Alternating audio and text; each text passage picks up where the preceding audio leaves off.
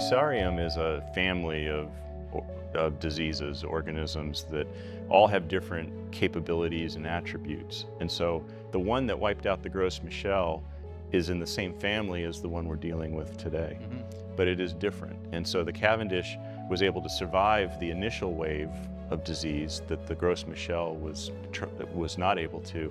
But now there's a new variety of this fungus that we have to deal with. It took a period of years, a few decades, for the Gros Michel to be finally defunct, the Cavendish come into play. There's nobody on deck with the Cavendish banana. There's not another variety of banana that can take the Cavendish's places the way the Cavendish took the Gros Michel's place. You're dealing with deadlines and you're dealing with timelines. This has already been spreading in the Cavendish crop.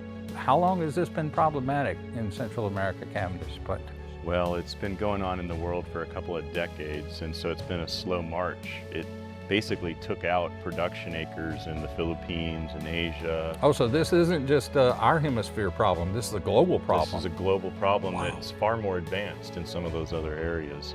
So the pressure essentially eliminated a lot of their production capabilities in these important banana producing countries, and it continued to move across the Middle East, and the area around Latin America has been the final holdout. So we're down to our last few batters, to make a baseball analogy.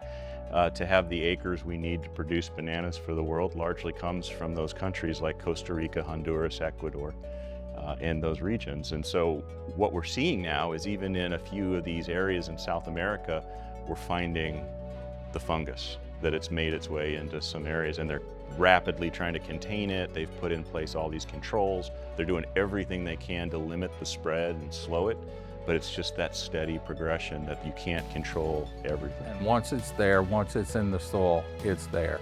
That's right. And once it starts, you're not going to get it back. The genie's out of the bottle, there's no putting it back in. And so it's become a race, a technology race to say, what can we do now before it's too late? When is it too late? Well, I'm measuring it in years, not Years. decades. So I look at it, the data, and what I see is a pretty steady progression. I'm not the expert in that field, but it advanced fairly quickly in regions where it starts to show up.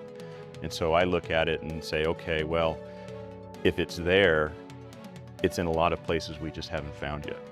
If we detected it in one spot, I guarantee you it's in more. And if we don't know where it is, and we know it's generally in that vicinity, we've got a bigger problem, and it's only a matter of time before we discover it. And my fear is that the changes are coming too fast for nature and the processes that it normally uses to evolve resistance and survive to keep up. Enter science and technology. Exactly.